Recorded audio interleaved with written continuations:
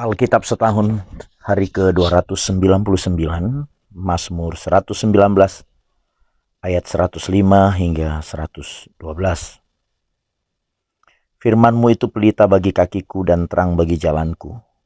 Aku telah bersumpah dan aku akan menepatinya untuk berpegang pada hukum-hukum-Mu yang adil. Aku sangat tertindas ya Tuhan. Hidupkanlah aku sesuai dengan firman-Mu. Kiranya persembahan sukarela yang berupa puji-pujian berkenan kepadamu ya Tuhan. Dan ajarkanlah hukum-hukum-Mu kepadaku, aku selalu mempertaruhkan nyawaku. Namun Taurat-Mu tidak kulupakan. Orang-orang fasik telah memasang jerat terhadap aku, tetapi aku tidak sesat dari titah-titah-Mu. Peringatan-peringatan-Mu adalah milik pusakaku untuk selama-lamanya, sebab semuanya itu kegirangan hatiku. Telah kucondongkan hatiku untuk melakukan ketetapan-ketetapan-Mu, untuk selama-lamanya sampai saat akhir. Perjanjian baru Titus 1. Dari Paulus, hamba Allah dan Rasul Yesus Kristus untuk memelihara iman orang-orang pilihan Allah dan pengetahuan akan kebenaran seperti yang nampak dalam ibadah kita.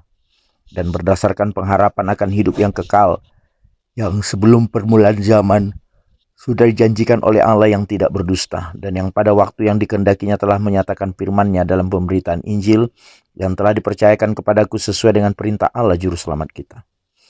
Kepada Titus, anakku yang sah menurut iman kita bersama, kasih karunia dan damai sejahtera dari Allah Bapa dan Kristus Yesus, Juru Selamat kita, menyertai engkau.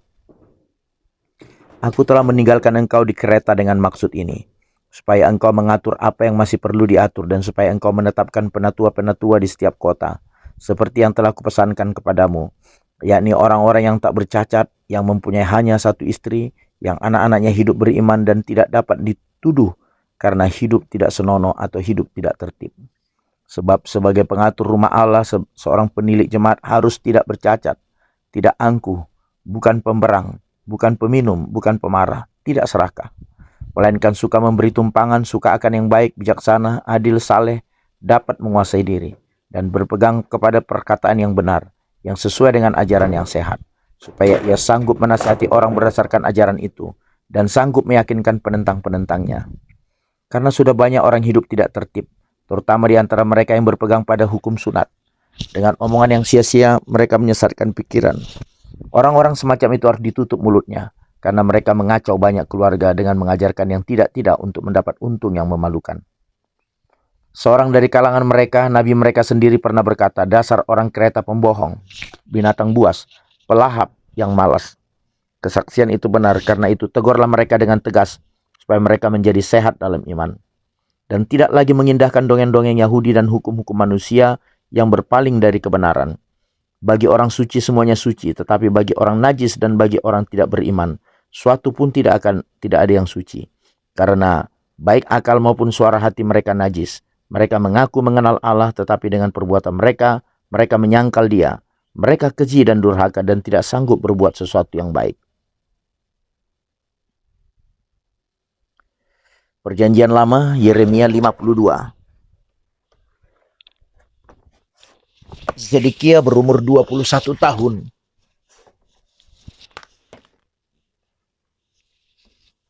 Pada waktu ia menjadi raja dan 11 tahun lamanya ia memerintah di Yerusalem. Nama ibunya ialah Hamutal binti Yeremia dari Libna. Ia melakukan apa yang jahat di mata Tuhan, tepat seperti yang telah dilakukan Yoyakim. Sebab oleh karena murka Tuhanlah hal itu terjadi terhadap Yerusalem dan Yehuda, yakni bahwa ia sampai membuang mereka dari hadapannya. Zedekia memberontak terhadap Raja Babel. Maka pada tahun ke-9 dari pemerintahannya dalam bulan yang ke-10, pada tanggal 10 bulan itu datanglah Nebukadnezar Raja Babel dengan segala tentaranya menyerang Yerusalem. Berkemahlah mereka mengepungnya dan didirikan merekalah tembok pengepungan sekelilingnya. Demikianlah kota itu terkepung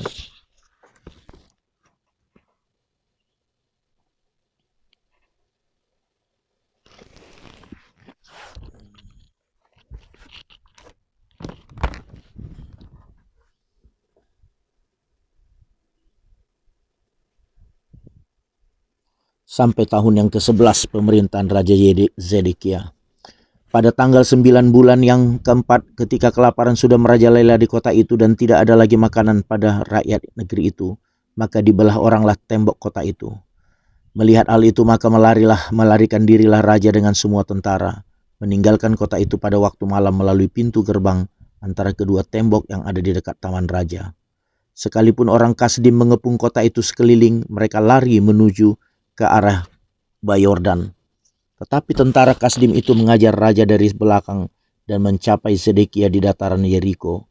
Segala tentaranya telah berserak-serak meninggalkan dia. Mereka menangkap raja dan membawa dia ke Ribla di tanah Hamat.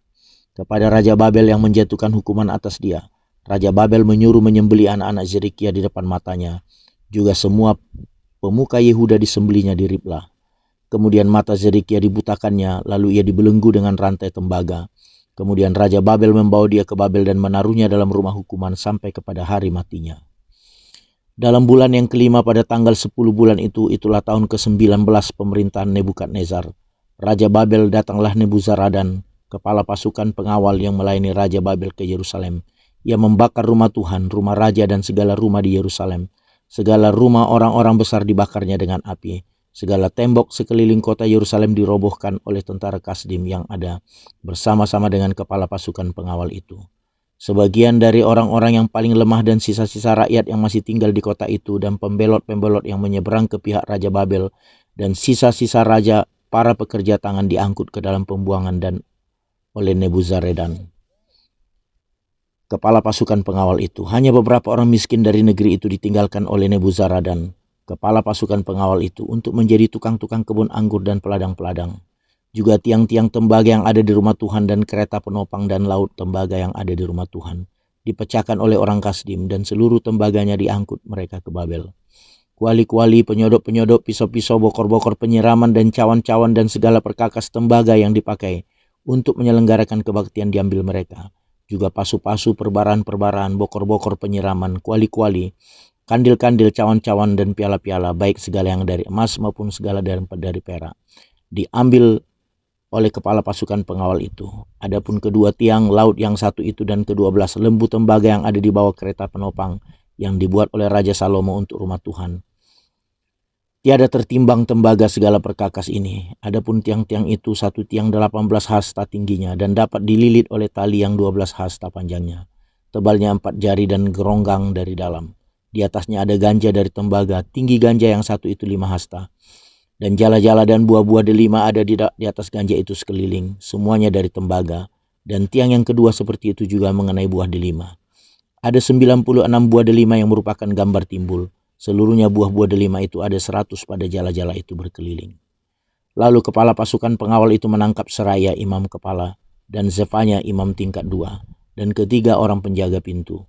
Dari kota itu ditangkapnya seorang pegawai istana yang diangkat mengepalai prajurit-prajurit dan 7 orang pelayan pribadi raja yang terdapat di kota itu dan panitera panglima tentara yang mengerahkan rakyat negeri menjadi tentara dan 60 orang dari rakyat negeri yang terdapat di tengah-tengah kota itu.